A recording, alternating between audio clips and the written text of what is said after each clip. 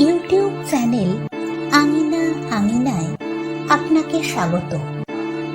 আজকে শুনছেন মানিক বন্দ্যোপাধ্যায় রচিত গল্প শিপ্রার অপমৃত্যু।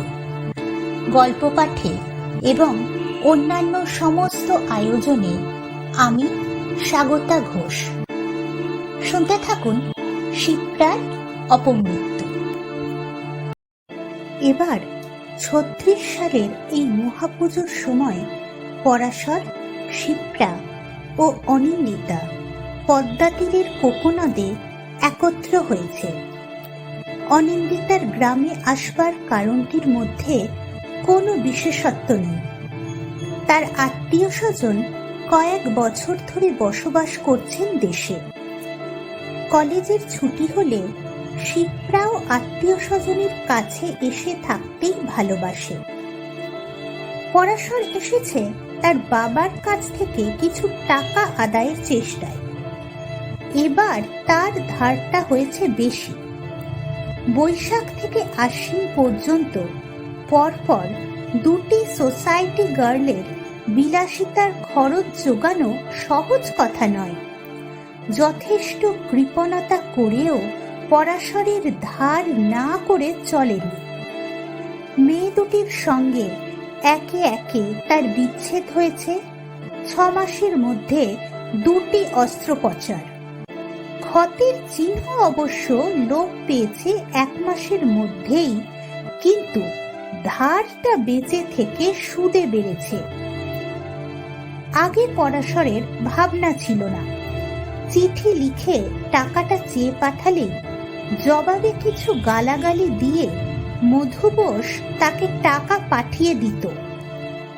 এখন সে সহজে টাকা দিতে চায় না। বুড়ো হয়ে মধু বোস হয়েছে ভারী কৃপণ। বেশি টাকা চাইলে রেগে যায়। স্পষ্ট বলে, দেব না, দরকার থাকে রোজগার করে নাও গে। তার এই সুস্পষ্ট নাকে হ্যাঁতে পরিণত করতে মার সাহায্যে পরাশরের অনেক কাঠখড় পোড়াতে হয়। সে এত বেশি আরামপ্রিয় অলস প্রকৃতির লোক যে কোনো ব্যাপারে কাঠখড় পোড়ানো আর নিজেকে পোড়ানোর মধ্যে তার বিশেষ কোনো পার্থক্য থাকে না। মাকে পত্র লিখলে মা জবাবে লেখেন, 1 বছরের বেশি বিনা কাজে কলকাতায় বসে আছো, কখনো চিঠিপত্র লেখো না। উনি বড় রেগে আছেন। তুমি একবার বাড়ি এলে টাকার কথা বলতে পারি। ইতি মা। সুতরাং শুধু বাবা নয়, মাও ভয়ানক রেগে আছেন বুঝতে পেরে পরাশরকে গ্রামে আসতে হবে। দিন 15 জন্য জীবনটা ব্রেক কষে থেমে থাকে। জগৎ জুড়ে থাকে শুধু একটা গতিহীন স্তব্ধ বিষণ্ণতা। শিপ্রার কোকোনদে আসবার কারণটি পুরনো। সে শহরের মেয়ে। শহরের রাশি রাশি ইটের আনাচে কানাচে নিঃশ্বাস ফেলে সে বড় হয়েছে। সংকীর্ণ গৃহ, সীমাবদ্ধ আকাশ, শুধু সম্মুখ ও পিছন থাকা পথ, পুনরাবর্তিত কর্তব্য ও অবকাশ, সব জড়িয়ে 52টি সপ্তাহে তার বছর। এ বছরের সঙ্গে ও বছরের কোনো পার্থক্য নেই। বেড়াতে যদি সে কখনো যায় তো মাইনের টাকা বাঁচিয়ে হয় একা, নয় 2-4 জন বন্ধুর সঙ্গে যায় পশ্চিম, যায় পুরী। পাহাড়ের বন্ধুর পথে হেঁটে বেরিয়ে সে হাঁপায়। সমুদ্র তীরে বালিতে লুটোপুটি খেয়ে সমুদ্র স্নান করে আর সর্বদা আধো আধো অন্যমনস্ক হয়ে হতাশ অবসন্ন হৃদয়ে ভাবে সমস্ত জীবনটার মতো এবারের ছুটিটাও তার মাঠে মারা গেল। তারপর সে একদিন মরিয়া হয়ে চলে যায় তার পিসিমার কাছে হাজারিবাগে। কয়েকদিন বাড়ির রান্না ঝোল ভাত খেয়ে বর্ধিত রক্তের রঙে চামড়ার ধবধবে সাদা রংটা একটু রঙিন করে এনে এবং 2-4 দিন বনে জঙ্গলে পিকনিক করে ফেরে কলকাতায়। সেখানে ছুটির বাকি কটা দিন ঝিমিয়ে স্কুল খুললে রোজ 4 ঘন্টা 6th ক্লাস থেকে 1st ক্লাস অবধি বাংলা পড়িয়ে যায়। নদীর দেশে এসে কিছুদিন থাকবার প্রবৃত্তি সে সংগ্রহ করেছে অনিন্দিতার কাছ থেকে। অনিন্দিতার চেয়ে বয়সে সে 7-8 বছরের বড় হবে, কিন্তু এতগুলি বছরের ব্যবধান তাদের মধ্যে নেই। দুটি পুরুষের মধ্যে বয়সের এই পার্থক্যের অর্থ যা দাঁড়ায়, মেয়েরা সচরাচর তা মেনে চলে না। 20 পর ওদের বয়স বাড়তে বছর 10 সময় লাগে। 20 পর একেবারে 31, মাঝখানে আর বছরের পদক্ষেপ নেই। সম্পর্ক মেনে চলার হিসাবেও ওরা সাধারণত পুরুষের অনুকরণ করে না। ওদের মধ্যে যারা গুরুত্ব ও গৌরবের মোহগ্রস্তা, মেজাজ যাদের চড়া এবং স্বভাব যাদের কড়া, ছোট ছোট বালিকাদের বন্ধুত্ব বঞ্চিত করতে পারলেও প্রতিদিন 1 ঘন্টা সময় একত্র থাকতে হয়। 17 পেরোনো এমন একটি মেয়েকে 7 দিনের বেশি গাম্ভীর্যের আড়ালে ঠেকিয়ে রাখতে ওরা মরে যায়। বিকাশ পাওয়াটাই মর্মকথা কিনা? আজ যে বিকাশ পেল, তার দাম বিকাশ যার পুরনো হয়ে এলো তার চেয়ে বেশি ছাড়া কম নয়। এই নির্মম সত্যকে 7 দিনের বেশি উল্টিয়ে রাখার ক্ষমতা ফুলের উপমায় পুলকিতা নারীর নেই। তাই একদিন যদিও শিপ্রা কিছুকাল তার মামার বাড়িতে শিক্ষয়িত্রী রূপে বাস করেছিল এবং ক্লাসে আরো 30টি মেয়ের সঙ্গে তাকেও সামনে বেঞ্চিতে বসিয়ে রেখে নিজে উঁচু প্ল্যাটফর্মে পাতা চেয়ারে বসে সপ্তাহে 4 দিন 1 ঘন্টা করে বাংলা পড়িয়েছিল, ওদের বন্ধুই বলতে হয়। এক পক্ষের কিছু কিছু পৃষ্ঠপোষক স্নেহ এবং অপর পক্ষের জোর করে বাঁচিয়ে রাখা সম্মানের ভেজাল হয়তো কিছু মেশানো আছে, কিন্তু অনেক সমবয়সী বন্ধুর সম্পর্কেও তা থাকে। কথ্য ভাষায় অনিন্দিতার দখল আছে। কথা সে অনর্গলই বলে। বর্ণনার বর্ণে ছবি আঁকার ক্ষমতাও তার নিন্দনীয় নয়। খানিকক্ষণ মনোযোগ দিয়ে তার কথা শুনে গেলে তার মানসিক প্রক্রিয়া ও হৃদয়াবেগগুলি এত সহজে ও এমন নির্ভুলভাবে অনুসরণ করা যায় যে মনে হয় ওর কপালের হাড় আর বুকের পাঁজর স্বচ্ছ হয়ে মস্তিষ্ক ও হৃৎস্পন্দন চোখে দেখতে পেলেও এর চেয়েও ভালো করে ওকে বোঝা যেত না। বিপুল বিস্তীর্ণ নদীর ভাঙন ধরা তীরে অস্থায়ী স্টিমার ঘাটটির 1/2 মাইল তফাতে তাদের অতি শ্যামল অতীব মনোরম গ্রামটির কথা শুনে শুনে শিপ্রার মনে হতো, বাবা, অমন দেশে মানুষ যায়। তাই এবার পশ্চিম অথবা পুরী যাবার টাকা হাতে না থাকায় এবং হাজারিবাগের পিসিমা করাচি চলে যাওয়ায় অনিন্দিতা ডাকা মাত্র শিপ্রা তার সঙ্গে কোকোনদে চলে এসেছে। এবং হাজারিবাগের পিসিমা করাচি চলে যাওয়ায় অনিন্দিতা ডাকা মাত্র শিপ্রা তার সঙ্গে কোকোনদে চলে এসেছে। গ্রামে এসে অনিন্দিতা গেঁয়ো বনে যায়। স্টিমার থেকে নামার আগেই মন থেকে সে শহরের আবরণ খসিয়ে দেয়। বাড়ি পৌঁছে শহরের বেশও পরিবর্তন করে ফেলে। হাঁপ ছেড়ে সে বাঁচে না, কারণ শহরকে অপছন্দ করার মতো গেঁয়ো সে নয়। হোস্টেলের জীবনকে সে অপ্রীতিকর মনে করে না। শহরকে সে পছন্দ করে, গ্রামকে সে ভালোবাসে। মন ও হৃদয়ের ভিত্তি তার গ্রাম্য। গ্রামের খাল ও পুকুরে তার দুরন্ত শৈশব বহুকাল সাঁতার দিয়েছে।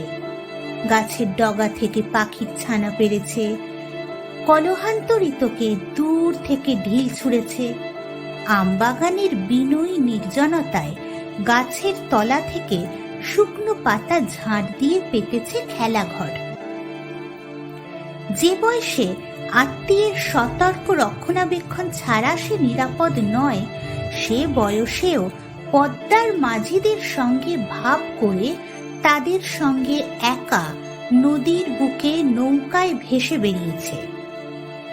এসব এখন ইতিহাস, এ জীবনে হয়তো পুনরাবর্তন নেই, কিন্তু বিদেশ থেকে দেশে এসে গ্রামের মাসিপিসি ও সখীদের মধ্যে, গ্রামের কাকা ও দাদাদের মধ্যে ও নিজের বাড়িতে পুরনো স্থানটি অনিন্দিতা আজও বিনা চেষ্টায় দখল করে নিতে পারে।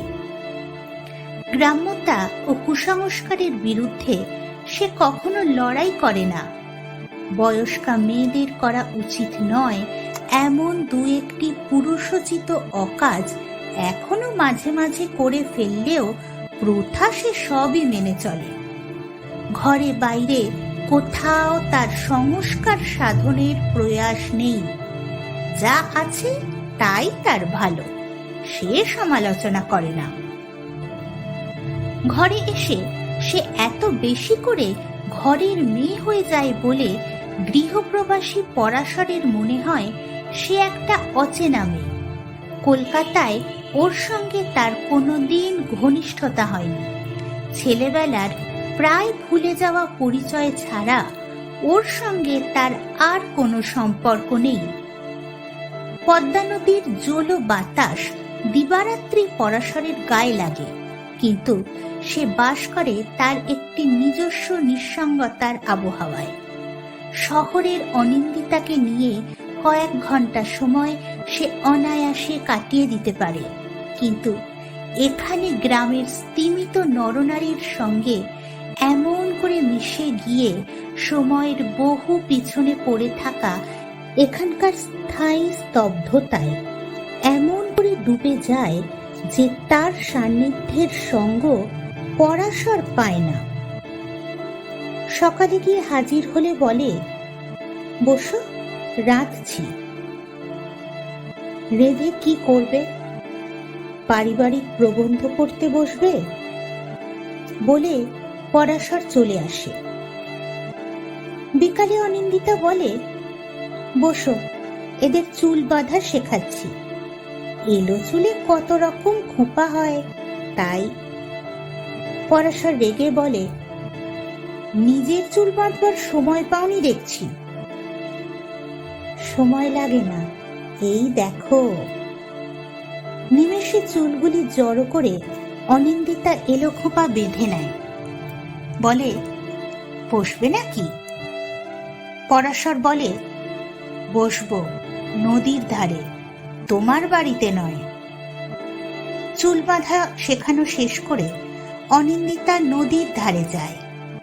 পরাশরকে দেখতে না পেয়ে ভাবে, কলকাতায় থেকে থেকে একেবারে বখাটে হয়ে গেছে, মিথ্যা কথা মুখে আটকায় না। দেখা হলে পরাশরকে সেখানে উপদেশ শোনায়, কলকাতায় ফিরে যেতে বারণ করে, গ্রামে থাকতে অনুরোধ জানায়। জিজ্ঞাসা করে, এবছর কটা পয়সা ইনকাম হয়েছে? 1 পয়সাও নয়। পরাশর সগৌরবে স্বীকার করে।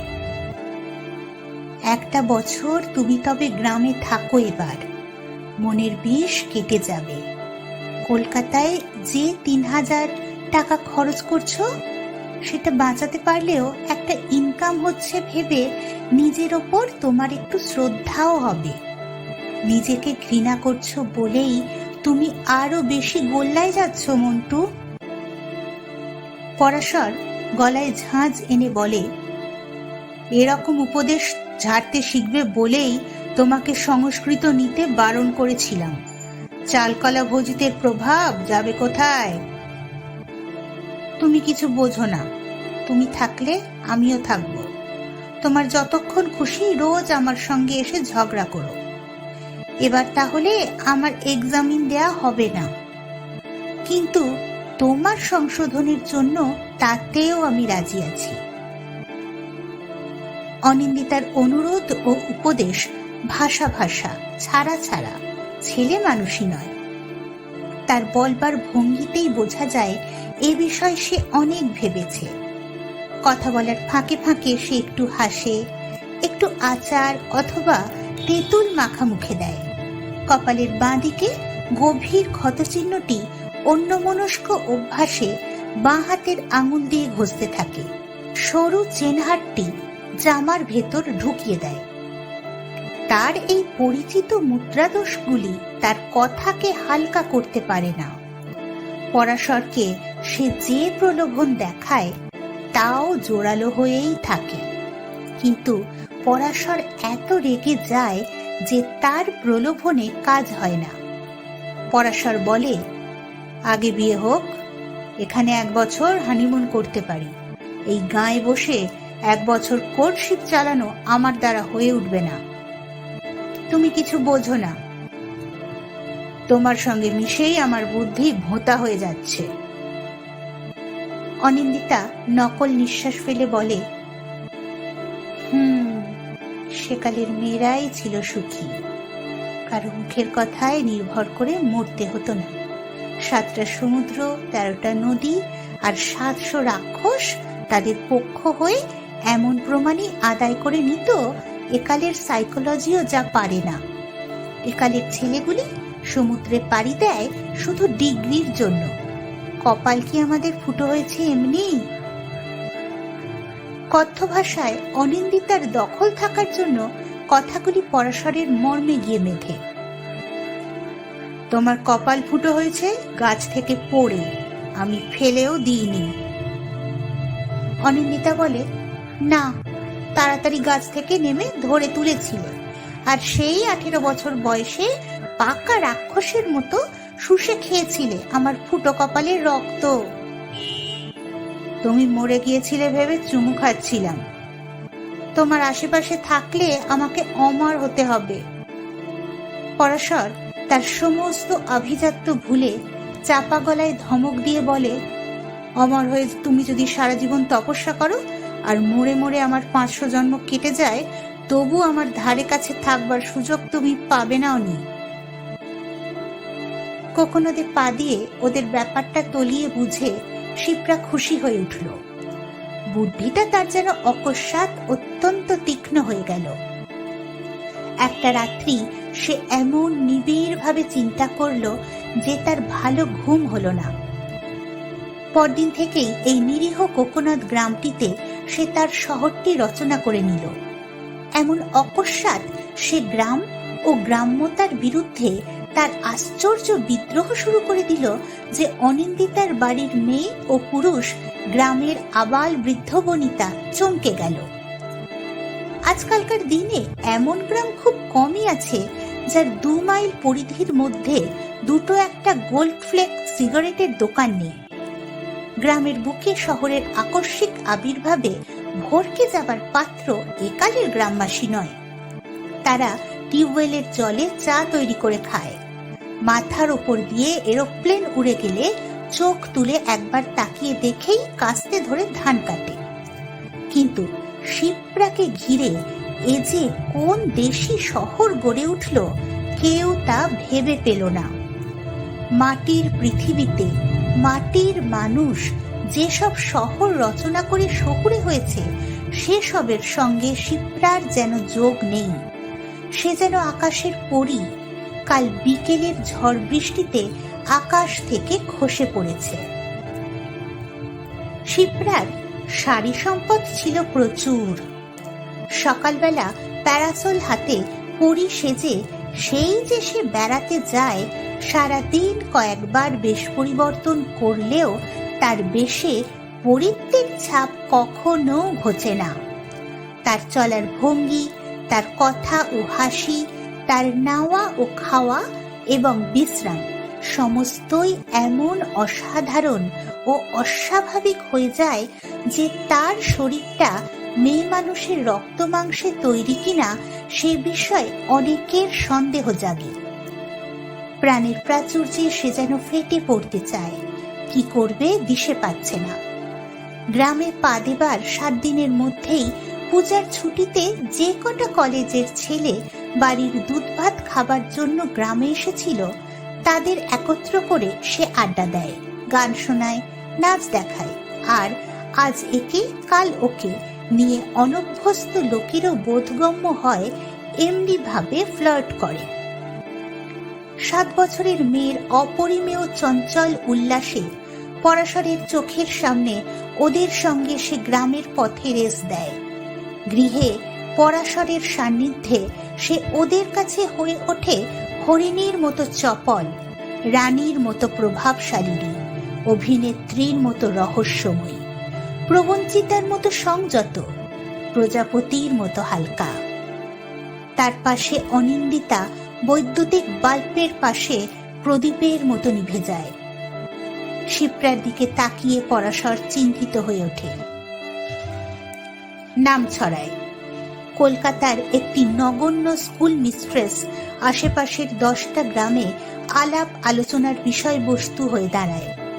একদিন সন্ধ্যার পর বেরিয়ে ফিরবার সময় অন্ধকারে একটা মাটির ঢেলা শিপ্রার পিঠে এসে গুঁড়ো হয়ে যায়।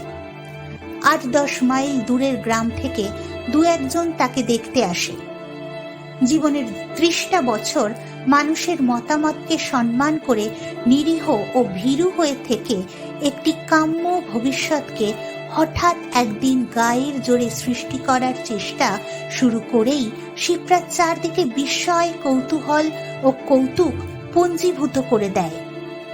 যৌবনের মৃত্যুর তার বেশি দেরি নেই। সমস্ত ভয় ভাবনা বিসর্জন দিয়ে জীবনকে সে মরণ কামড় দিয়ে আয়ত্ত করতে চায়।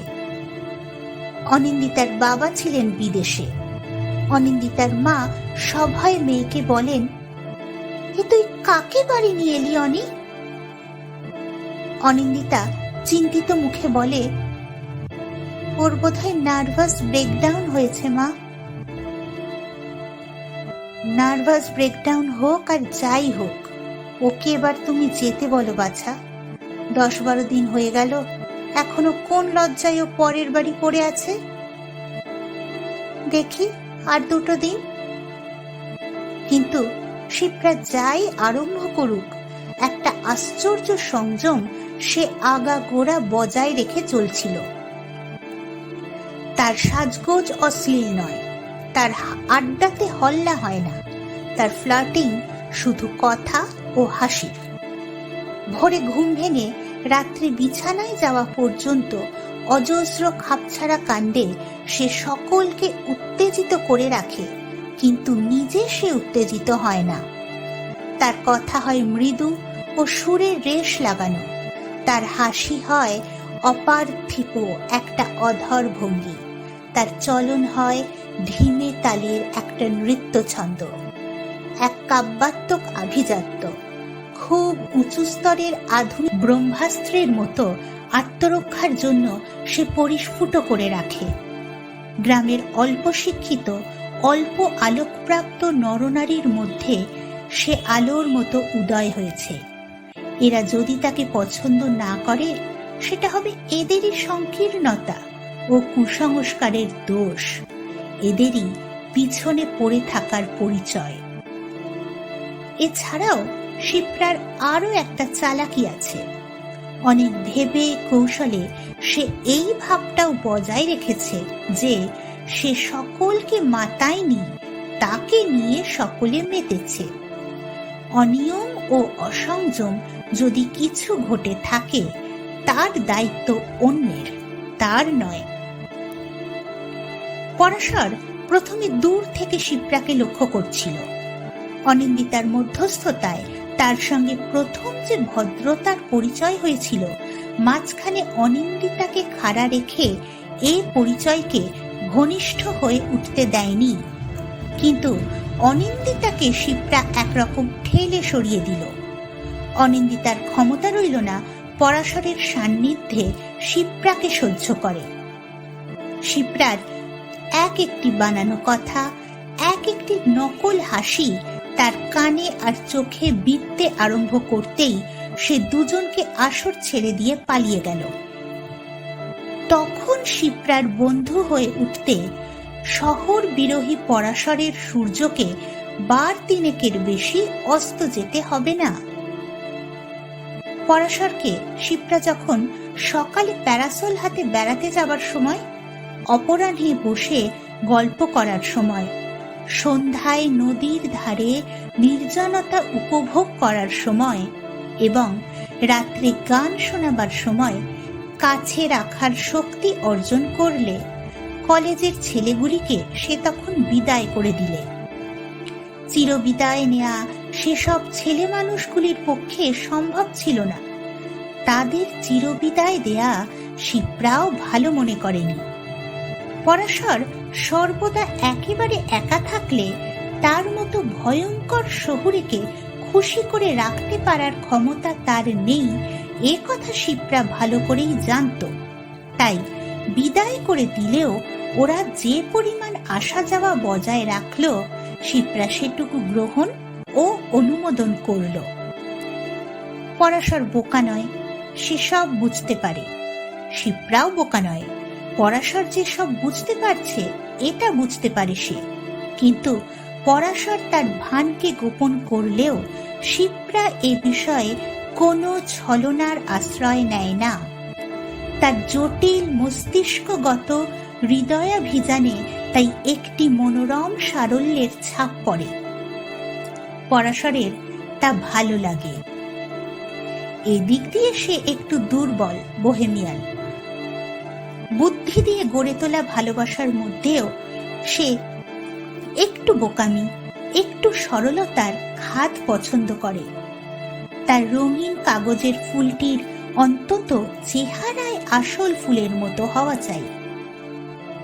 অনিন্দিতা মার কাছে যে দুদিন অপেক্ষা করে শিপ্রাকে চলে যেতে বলবে বলেছিল, সেদিন দুটি পার হয়ে যাবার আগে নিজের প্রয়োজনেই শিপ্রা তার সৃষ্টি করা শহরকে নিজের চারদিকে ঘনীভূত করে আনল।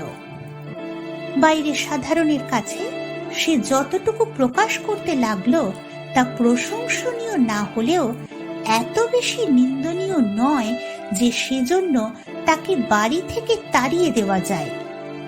সর্বনাশের ধারে এসে শিপ্রা তাই অল্পের জন্য বেঁচে গেল। তাকে একদিন একটু সাবধান করে দেবার বেশি অনিন্দিতা আর কিছুই করতে পারল না। বদনাম করছ কেন শিপ্রাদি? অনেক বয়স হলো, এই বেলা একটু কুড়িয়ে না নিলে আর তো পাবো না। কলকাতায় কুড়লেই হতো। পরের বাড়ি অতিথি হয়ে থাকবার সময় কোনো বিষয় বাড়াবাড়ি ভালো নয়। অনিন্দিতা এই কথাটাই এরকম মোলায়েম করে শিপ্রাকে বোঝাতে চেয়েছিল, কিন্তু শিপ্রা এখন কিছুই বুঝতে চায় না। কলকাতা মস্ত শহর, বদনাম তৈরি করার কম্পিটিশন পর্যন্ত সেখানে এমন জোরালো যে আমি পাত্তা পাই না উনি। তাছাড়া কলকাতার বদনাম কর্তাদের কানে গেলে চাকরিটা যাবে। অনিন্দিতা তার মুদ্রাদোষের আশ্রয় নিয়ে বললে, তোমার স্বভাব সত্যি ভারী খারাপ হয়ে গেছে শিপ্রাদি। গায়ে এসেও কদিন একটু সামলে চলতে পারো না? শিপ্রা গুনগুন করে গান ধরে দিল, বললে, এতদিনে একটু বসন্ত এসেছে, এত জেলাস হোস নেওনি। তোর গোল্ডেন ড্রিম তোরই থাকবে। অনিন্দিতাকে একটু হাসতে হলো। অনি যেদিন জেলাস হবে, অনির তুলনায় জগতের সবাই সেদিন হবে বদ্ধ পাগল। বাজে সেন্টিমেন্টের চেয়ে কমন সেন্স আমি বেশি পছন্দ করি। এ হলো রিয়ালিজমের যুগ। এ যুগে প্র্যাকটিক্যাল না হলে কোনো মেয়ের চলে? শিপ্রা তখনও গুনগুন করে গান করে। অনিন্দিতার মুদ্রাদোষ কপালের ক্ষত চিহ্নটি আঙুল দিয়ে ঘষা, আর শিপ্রার মুদ্রাদোষ গুনগুনানো গান। তোর বুদ্ধি এখনো কাঁচা আছে অনি। পৃথিবীতে রোমান্স না থাকলে মেয়েদের উপায় আছে? রোম্যান্টিক যুগে মেয়েদের ভোঁতা হওয়া চলত, হাজার প্র্যাকটিক্যাল হলেও ক্ষতি ছিল না। এখন পুরুষেরা রোম্যান্স ভুলতে বসেছে, সিনিক আর প্র্যাকটিক্যাল হয়ে উঠেছে। মেয়েদেরই এখন রোম্যান্টিক, সেন্টিমেন্টাল সব কিছু হওয়া দরকার, নইলে তারা টিকবে কি করে? সংস্কৃত পড়ে পড়ে তুই যেন কেমন হয়ে গেছিস অনি। অনিন্দিতা খানিকক্ষণ ভেবে বললে, তুমি তাহলে সিরিয়াস শিপ্রাদি? সময় কাটাচ্ছ না? শিপ্রা গম্ভীর হয়ে বললে, সময় কাটাবার মতো সময় আর আছে কই? সিরিয়াস না হয়ে একটা ছোট ছেলেকেও কি এই বয়সে ভোলাতে পারবো? অনিন্দিতা গম্ভীর হয়ে বললে, পরাশর তোমার চেয়ে ৩-৪ বছরের ছোট। নিজের বোকামি বুঝতে পেরে শিপ্রা তৎক্ষণাৎ গাম্ভীর্য পরিত্যাগ করলে, হেসে বললে, এই যে জেলাসি উপচে পড়ছে। এবার অনিন্দিতা তর্কচ্ছলেও এ কথার প্রতিবাদ করলে না।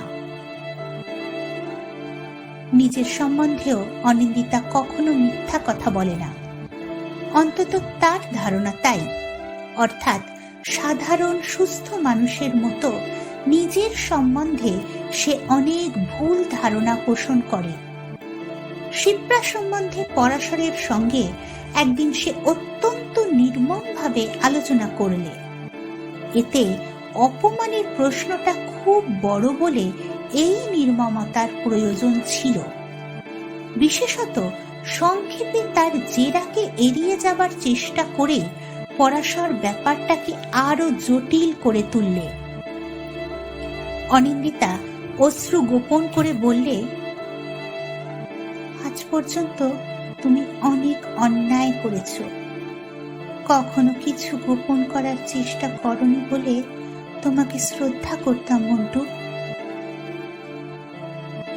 এর থেকে তোমার বোঝা উচিত এখন যা করছি সেটা অন্যায় নয়। অন্যায় হলে গোপন করতাম না।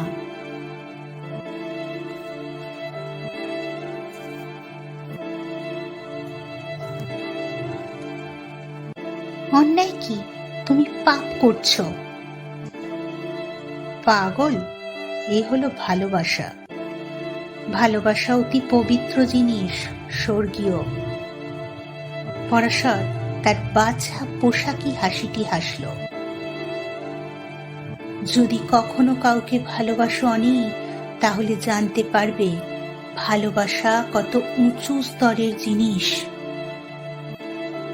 এর জবাবে অনিন্দিতা বললে, তুমি কলকাতা যাবে কবে? শিপ্রার স্কুল খুললে একসঙ্গে যাব। অনিন্দিতা মরিয়া হয়ে বললে, তোমার বাবা রেগে আগুন হয়ে আছেন, তোমার মা রোজ কাঁদেন। তাতে কি, বুড়ো বয়সে সব স্বামী স্ত্রীর ওরকম ঝগড়াঝাটি হয়। তখন অনিন্দিতা বুঝতে পারল মনে মনে একটা গভীর ষড়যন্ত্র করে পরাশর প্রথমে শিপ্রাকে আমল দিয়েছিল। এখন তার মনের মোড় ঘুরে গিয়েছে।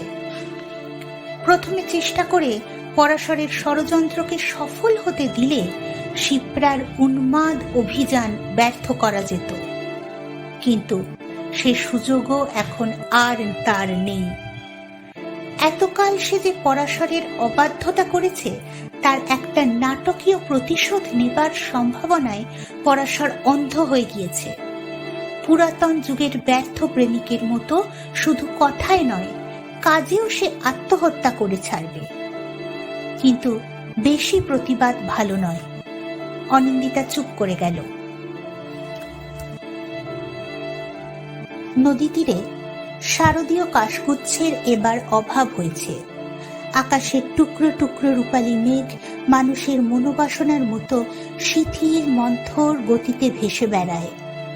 নদী ও পুকুরের জলে এখনো পর্যন্ত বর্ষার অস্বচ্ছতা থেকে যাওয়ায় পরিষ্কার প্রতিবিম্ব ফোটে না। অনিন্দিতা রাঁধে, চুল বাঁধে, বই পড়ে, পাড়া বেড়াতে যায়।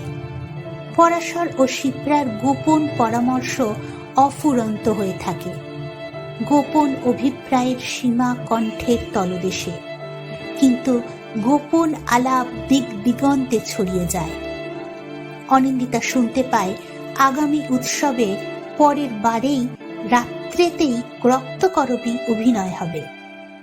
সে পর্যন্ত দুটোরই রিহার্সাল চলবে একসঙ্গে, উৎসব ও অভিনয়ের, ভালোবাসা ও নাটকের। অনিন্দিতা তবু কিছু বলে না, সকলের হাহুতাশ তার কানে আসে। পরাশরের এমন কুমতি হবে, তার চেয়ে বয়সে বড় একটা বেহায়া মাস্টারনিকে শেষ পর্যন্ত সে বিয়ে করার জন্য খেপে উঠবে, এ কথা কেউ যে স্বপ্নেও ভাবতে পারেনি। অনিন্দিতাকে বারবার তা না শুনিয়ে কেউ তৃপ্তি পায় না। অনিন্দিতা হেসে বলে, আমি তার কি করব? তাকে কেউ কিছু করতে বলেনি, কিন্তু শিপ্রাকে কোকোনদের বোসবাড়ির বউ মনে করতে গিয়ে সকলের মন খুঁতখুঁত করে। তারা বিশেষ করে অনিন্দিতাকেই মনের দুঃখ নিবেদন করে। শিপ্রাকে গ্রামে আনার দায়িত্ব সকলের বিরুদ্ধ সমালোচনা ও নালিশের সমবেত বোঝা হয়ে অনিন্দিতার কাঁধে চেপে থাকে। শৈশবের শেষে গ্রামে অনিন্দিতার নিন্দা নেই, দোষ তাকে কেউ দেয় না, কিন্তু সকলের ক্ষুণ্ণ ও ক্রুদ্ধ অভিযোগ শিপ্রা ও পরাশরের নাগাল না পেয়ে অনিন্দিতার চারদিকে এসেই ভিড় করে। অনিন্দিতার মধ্যস্থতায় তাদের নালিশ যেন যুগল অপরাধীদের বিচ্ছিন্ন করে দেবে। অনিন্দিতার সামনে পড়ে গেলে শিপ্রা একটু হাসে। তাকে এত সুন্দর দেখায় যে তাকে আর তার হাসিকে চেনা যায় না। মুখ থেকে সে যেন এক পরত মরা চামড়া তুলে ফেলেছে। লাবণ্যের একটা অজ্ঞাত মাজন নিয়ে দেহ মার্জন করেছে। কোকোনদে এসে এই কদিনের মধ্যে তার স্বাস্থ্য অসাধারণ উন্নতি লাভ করেছে। তার দেহের কঠোর শুভ্রতা রঙে ভিজে কোমল হয়ে এসেছে। মাথার চুলগুলি পর্যন্ত যেন খোলস বদলে হয়েছে উজ্জ্বলতর। তার মুখে চোখে যে অশান্ত উদ্বেগ ও গ্লানিকর বিরক্তির অভিব্যঞ্জনা অনিন্দিতা চিরকাল দেখে এসেছে, এখন তার চিহ্ন নেই। তার দৃষ্টি গভীর ও গম্ভীর, মাঝে মাঝে অন্যমনস্ক অবস্থায় অনিন্দিতার দিকে চেয়ে একটু কেবল শঙ্কা তার চোখে দেখা দেয়। অনিন্দিতা লক্ষ্য করে শিপ্রা প্রতিদিন নিজেকে সংহত ও অখণ্ড করে এনে পরাশরের কাছে আত্মসমর্পণ করেছে। ভোজবাজির মতো তার জাদু নির্মিত শহরটি ধীরে ধীরে লোপ পেয়ে আসছে। অকস্মাৎ সমস্ত বিষয়ে সে যেসব বাহুল্য আমদানি করেছিল, একে একে তাদের পরিত্যাগ করে সে স্বাভাবিক হয়ে উঠছে। একটি পুরুষের সঙ্গে স্থায়ী সম্পর্ক স্থাপনের জন্য যেসব সুপ্রাচীন ও অপরিবর্তনীয় বাঁধনে তাকে বেঁধে ফেলা জগতের সবচেয়ে আধুনিক মেয়েটির পক্ষেও এখনো পর্যন্ত অপরিহার্য হয়ে আছে, অনিবার্য অধ্যবসায় পরাশরকে শিপ্রা সেই সব বাঁধনেই ক্রমে ক্রমে নিজস্ব করে ফেলছে। পরাশরকে সে যতখানি আকর্ষণ করে, নিজেকে ততখানি ভালো লাগায়। মুখে যখন সে ঘোষণা করে যে জগতের মানুষ শুধু সেই দিনই সুখী হতে পারবে একজনের জীবনে আর একজনের যেদিন কোনো কর্তৃত্ব থাকবে না, যার যেভাবে খুশি নিজের জীবনটা কাজে লাগাবে অথবা অপব্যয় করবে, দুটি চোখের দৃষ্টি দিয়ে সে তখন এই নিয়ম থেকে পরাশরকে অব্যাহতি দেয়। মানুষের চোখের আড়ালে এই কোকোনদ গ্রামের অনেক গেও বউয়ের মতো পরাশরের কাছে প্রেমের মোহে সে দাসী হয়ে থাকে। অনিন্দিতা তাকে বলতে শুনেছে, বনিবনা না হলে আমরা কিন্তু পৃথক হয়ে যাব, একটা দিনও গায়ের জোরে কাছাকাছি থাকবার চেষ্টা করব না। এবং এটুকু জানতেও অনিন্দিতার বাকি থাকেনি যে পরাশরকে একথা বলার আগে শিপ্রা 3 দিন চেষ্টা করে পরাশরের মনে বিশ্বাস জন্মিয়ে দিয়েছে বনিবনার অভাব তাদের এ জীবনে কখনো হবে না। কারণ এতকাল শিপ্রা যে নিঃসঙ্গ জীবন যাপন করেছে, সে শুধু পরাশরের মতো এমন একজনের দেখা সে এতদিন পায়নি বলে, যার সঙ্গে কোনো দিন মনোমালিন্য না হবার সম্ভাবনায় প্রথম থেকে সে বিশ্বাস করতে পারে। শিপ্রা বলে, বালিগঞ্জের দিকে ছোট একটা বাড়ি ভাড়া নেব অনি। প্রত্যেক শনিবার বিকেলে হোস্টেল থেকে গিয়ে সোমবার পর্যন্ত তুই আমার কাছে থাকবি। অনিন্দিতা সরলভাবে জিজ্ঞাসা করে, তোমাদের খরচ চলবে কি করে? এখানে না থাকলে মন্টুর বাবা একটি পয়সা দেবেন না। শিপ্রাও সরলভাবে হেসে বলে, বিয়ের পর আমি কি মন্টুকে ভেসে বেড়াতে দেব রে অনি? ওকে তুই একেবারে চিনতে পারিসনি। দায়িত্ব দিলে ও দায়িত্ব নেবে। মাসে 300-400 টাকা ও রোজগার করতে পারে। এসব লোভ দেখিয়েছে নাকি? দেখিয়েছে, কিন্তু তুই যা ভাবছিস তা নয় অনি। এসব শুধু লোভ দেখানো হলেও শিপ্রা ঠকবে না। 1 মাস করে আমি এখানে থাকলে বুড়ো খুশি হয়ে 11 মাস কলকাতায় থাকার খরচ দেবে। ছেলের বউ 2 বার পায়ের ধুলো নিলে সিন্দুকের চাবি পর্যন্ত তার আঁচলে বেঁধে না দিয়ে রাত্রে ওর ঘুম হবে ভাবিস? মন্টুর বাবাকেও তুই চিনতে পারিসনি অনি। অনিন্দিতা বলে, চিনতে আমি কাউকেই পারিনি শিপ্রাদি, তোমাকেও নয়। শিপ্রা সস্নেহে তার কাঁধে হাত রাখে, ছলছল চোখে তাকিয়ে মিষ্টি মোলায়েম গলায় বলে, এবারটা ঠকেই শেখ অনি, জীবনে আর ভুল হবে না। আমি তো টিচার ছিলাম, আমার কাছে শিখতে দোষ কি?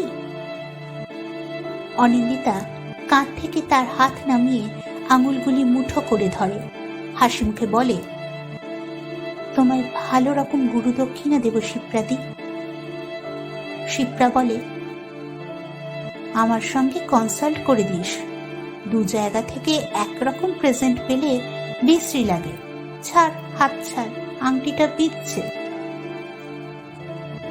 অনিন্দিতার মুষ্টির চাপে পরাশরের দেওয়া আংটিতে শিপ্রার 2টি আঙুল গর্ত হয়ে কেটে যায়। কয়েক ফোঁটা রক্তেরও আবির্ভাব হয়। শিপ্রা একটু হেসে বলে, তুই খুব সরল অনি, তাই বড় বোকা। অনিন্দিতা বোকা না হলেও শিপ্রা যে বুদ্ধিমতী 2-1 দিনের মধ্যে তার আরো একটি পরিচয় পাওয়া যায়। শিপ্রা রক্তকরবীর রিহার্সাল বন্ধ করে দেয়। পরাশর তার মত পরিবর্তনের চেষ্টা করে। সে পরাশরের অবাধ্য হয়। পরাশর রাগ করে, সে নির্বিকার হয়ে থাকে, বলে, ওসব ছেলে মানুষই ভালো নয়। যে দৃষ্টি দিয়ে মানুষ বিপদের পরিমাপ করে, শিপ্রাকে সেই দৃষ্টিতে ঈষৎ ভীতা করে তুলে পরাশর বলে,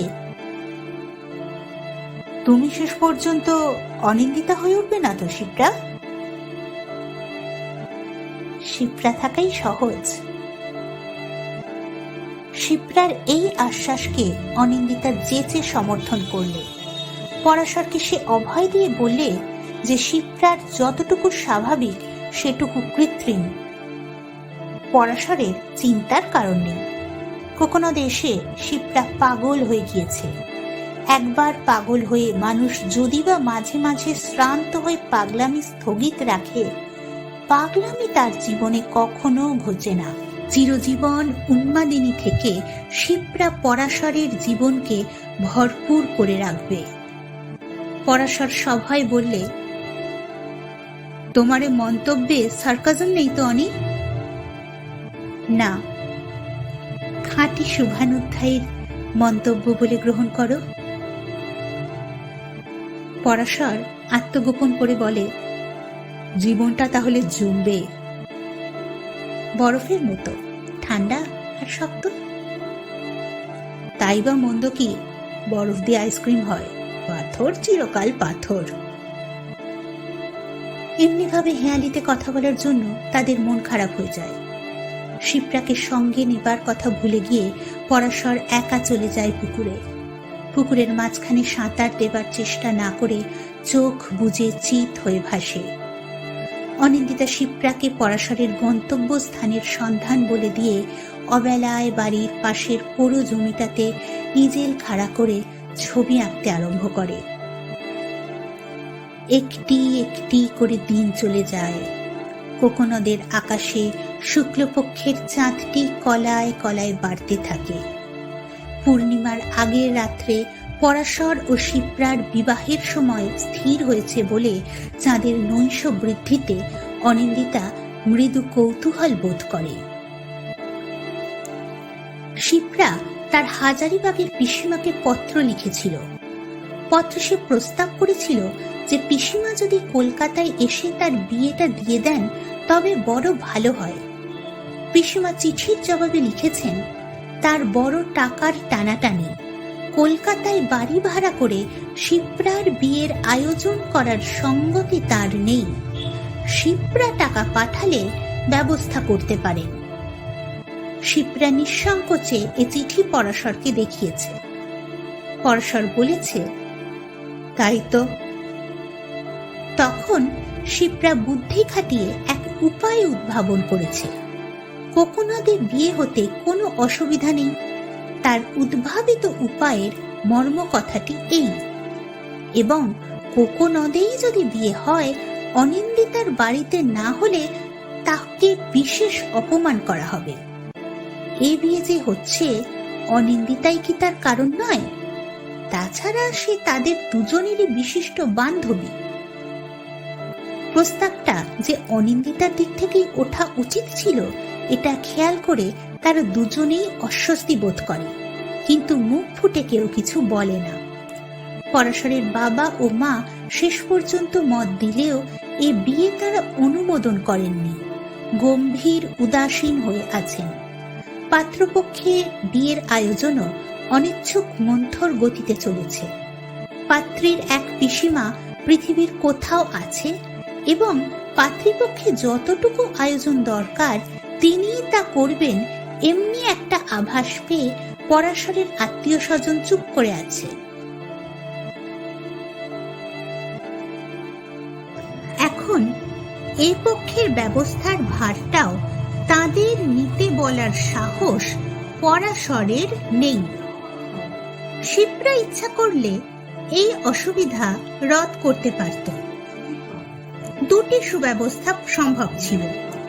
হাজারিবাগের পিসিমাকে মধুবশীর আর্থিক অবস্থার বিবরণ লিখে জানিয়ে অভয় দিলে তিনি কলকাতায় ছুটে এসে উৎসবের আয়োজন করতেন।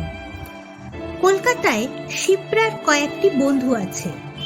তাদের অনুরূপ বিবরণ দিয়ে পত্র লিখলে তারা দরকার হলে চাঁদা করেও শিপ্রার বিয়েতে 200-400 টাকা খরচ করতে পিছপা হতো না। কিন্তু শিপ্রা অনেক ভেবে এদিক দিয়ে কোনো চেষ্টাই করেনি। পরাশরের কাছে নিজেকে সে অসহায় অনন্য নির্ভর করে রাখতে চায়। পরাশর শুধু ভালোবেসেই তাকে গ্রহণ করছে না, তাকে দয়া করছে। সহায় সম্পদহীনা এক নারীর প্রতি এ তার অনন্ত অনুগ্রহ। শিপ্রা জানে এই করুণার ভেজাল মেশানো প্রেম খাদ মেশানো সোনার মতো খাঁটি জিনিসটির চেয়ে শক্ত হয়। চারিদিক থেকে বাধা ও আঘাত পেয়ে শেষের দিকে পরাশর যদি ভালোবাসাকে অস্বীকারও করতে চায়, এই ভেজালকে তার মানতে হবে। জগতে যার কেউ নেই তাকে সে কোনো কারণেই ভাসিয়ে দিতে পারে না। শুক্লা নবমীর সকালে অনিন্দিতার কাছে সেই কথা পারল। বললে, নিজের ভার আর বইতে পারি না অনি। অনিন্দিতা শাড়ি গামছা কাঁধে ফেলে চশমার খাপ খুঁজছিল। অন্যমনস্ক ব্যস্ততার জন্যই বোধহয় তার কথা রূঢ় শোনাল। গাড়ি ঘোড়ার ব্যবস্থা তো হয়েছে? শিপ্রা আরো নরম হয়ে বলল, একটা মুশকিল হয়েছে অনি। মুশকিল বাধা নয়, সর্বনাশের সূচনাও নয়। তবু অনিন্দিতা চশমার খাপের কথা ভুলে গেল। কি মুশকিল শিপ্রাদি? পরাশরের সঙ্গে ঝগড়া হয়েছে? মুশকিলের বিবরণ দেওয়ার পরিবর্তে শিপ্রা পরাশরের সঙ্গে তার পরামর্শের বর্ণনা খানিক কমিয়ে খানিক বানিয়ে ব্যক্ত করল। মনে হলো এ বিষয়ে তার নিজের যেন কোনো বক্তব্যই নেই, সে শুধু দুটি। পরাশরেরই একটা অনুরোধ সে অনিন্দিতার কাছে পৌঁছে দিচ্ছে। নিজের ভার বহনে তার অক্ষমতার সকরুণ ভূমিকাটির সঙ্গে ঠিক খাপ না খাওয়ায় কথাগুলিতে এতখানি দুর্বিনয় প্রকাশ পেল যে অনিন্দিতা গম্ভীর হয়ে গেল। পুকুরে চলো শিপ্রাদি, স্নান করতে করতে পরামর্শ হবে। কোন পুকুরে যাবে? পরাশরদের পুকুরে। পরাশরকেও ডেকে নেব। শুনে শিপ্রার অভিজ্ঞতায় পরিপূর্ণ হৃদয়খানি হঠাৎ আত্মবিস্মৃত হয়ে গেল। তার মনে হলো পৃথিবীর প্রত্যেকটি জীবন যে সকেন্দ্রীয় তার এই নির্মল জ্ঞান পরিপূর্ণ সত্য নয়। অনিন্দিতার মতো মেয়েরা সংসারের রূঢ়তম নিয়মগুলিকেও মাঝে মাঝে বাতিল করে দিতে পারে। মধুবশীর বাগানে পুকুরটির চারিদিকে এতগুলি ফলের গাছ আছে যে বেলা 10টার আগে শীতল জলের সঙ্গে উষ্ণ রোদের মিলন হয় না। তারা তিনজনে যখন পুকুরে ঘাটে গিয়ে দাঁড়ালো, সূর্য তখন আকাশের অনেক নিচে পড়ে আছে। পুকুরের কালো জল নিবিড় ছায়ায় তরল রাত্রির মতো রহস্যময়। পরাশর ও শিপ্রা মাঝে মাঝে কথা বলার চেষ্টা করেছে, কিন্তু কথায় যার দখল অসাধারণ তার মুখে আজ কথা নেই। শুধু কথা নেই নয়, তার মুখের স্বচ্ছ সরলতায় একটা দুর্বোধ্য পাণ্ডুর কালিমা ঘনিয়ে এসেছে। মুখের কোন রেখা কিভাবে জটিল বক্রতা অবলম্বন করেছে কারো পক্ষেই তা অনুমান করা সম্ভব নয়, কিন্তু ওর মুখের দিকে তাকালে একটু একটু ভয় করে। এতকাল নিজস্ব মুখরতায় ওর হৃদয়ের স্পন্দনটি পর্যন্ত ধ্বনিত হয়েছে, আজ স্তব্ধতা পর্যন্ত মুখর বলে ওকে ঠিক বোঝা যাচ্ছে না। ঘাটে পৌঁছে অনিন্দিতা বললে, তুমি বসো পরাশর, আমরা জলে নামব। শিপ্রা বললে, আমি যে কস্টিউম আনিনি অনি। অনিন্দিতা বললে, আমিও তো আনিনি। শাড়ি পরে সাঁতার দিতে পারবো না। সাঁতার দিতে তোমায় কে বলেছে? হাত ধরে একান্ত অনিচ্ছুক শিপ্রাকে অনিন্দিতা একরকম টেনে জলে নামিয়ে নিয়ে গেল। জলের নিচেই ঘাট পিছল। বুক জলে পৌঁছে থামবার চেষ্টা করে শিপ্রা থামতে পারল না। অনিন্দিতার আকর্ষণে তাকে পুকুরের মাঝখানে যেতে হলো। হাঁপিয়ে হাঁপিয়ে সে বললে, হাত ছাড় অনি, ডুবে যাব। অনিন্দিতা বললে, তুমি কতক্ষণ ডুবে থাকতে পারো শিপ্রাদি? শিপ্রা কেঁদে বললে, 1 সেকেন্ডও পারি না অনি, ছেড়ে দে, ঘাটে ফিরে যেতেই প্রাণ বেরিয়ে যাবে। অনিন্দিতা মৃদু হেসে বললে, রোজ সকালে পরাশরের কাছে তবে শিখলে কি? সকালটা যে তোমাদের পুকুরের জলে কাটতো। গলা উঁচু করে সে ঘাটের পরাশরকে চেঁচিয়ে বললে, আমরা ডুবে থাকার কম্পিটিশন দিচ্ছি পরাশর, তুমি আম্পায়ার, পার্সিয়ালিটি করো না। এক হাতে শিপ্রার গলা জড়িয়ে ধরে আর এক হাতে জল কেটে অনিন্দিতা তলিয়ে গেল। পরাশর জামা খুলে সিঁড়ি বেয়ে জলের ধারে নেমে এসেও জলে ঝাঁপিয়ে পড়ল না। ফিরে গিয়ে ঘাটের পাকা আসনে বসে জামাটি গায়ে দিয়ে ধীরে ধীরে বোতাম আটকাতে লাগলো। অনিন্দিতা ও শিপ্রা তখন ভেসে উঠেছে। তার নাম ধরে শিপ্রার তীক্ষ্ণ সুতীব্র চিৎকার আবার যখন পুকুরের শান্ত জলের তলে অকস্মাৎ স্তব্ধ হয়ে গেল, তখনও তার শেষ বোতামটি আটকানো হয়নি। এবার যখন তারা ভেসে উঠল, শিপ্রা নির্বাক হয়ে গেছে। অনিন্দিতা তাকে টেনে ঘাটে নিয়ে এলো। অতি কষ্টে ওর প্রাণ রক্ষা করেছে পরাশর। নতুন সাঁতার শিখে অত দূরে ওর যাওয়া উচিত হয়নি। ঘাটে তুলে নিয়ে যাও, আমি শাড়িটা খুঁজে না এনে উঠতে পারছি না।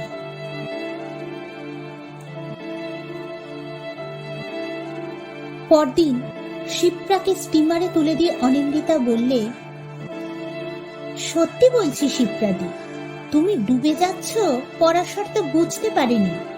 তাছাড়া আমি ছিলাম কি না, আমি এমন সাঁতার জানি যে পরাশরকে পর্যন্ত আমি জলে ডুবিয়ে মেরে ফেলতে পারি। আমি ছিলাম বলে ও জলে নামার দরকার মনে করেনি। শিপ্রা কিছু বলল না। নদীর জলীয় বাতাসে তার শীত করছিল। জলের দেশে এসে পুকুরের জলে আর চোখের জলে তার দুটি চোখ লাল হয়ে গেছে। জলে ডুবে আকস্মিক অপমৃত্যু লাভের এটা পরবর্তী অবস্থা।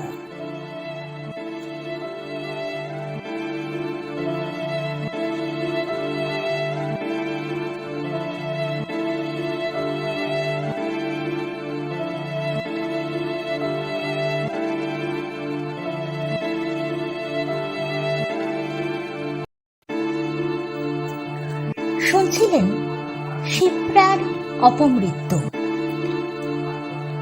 কেমন লাগলো আপনাদের জানাতে ভুলবেন না কমেন্ট করে। আর যদি আপনার ভালো লেগে থাকে তবে অবশ্যই লাইক এবং শেয়ার করবেন।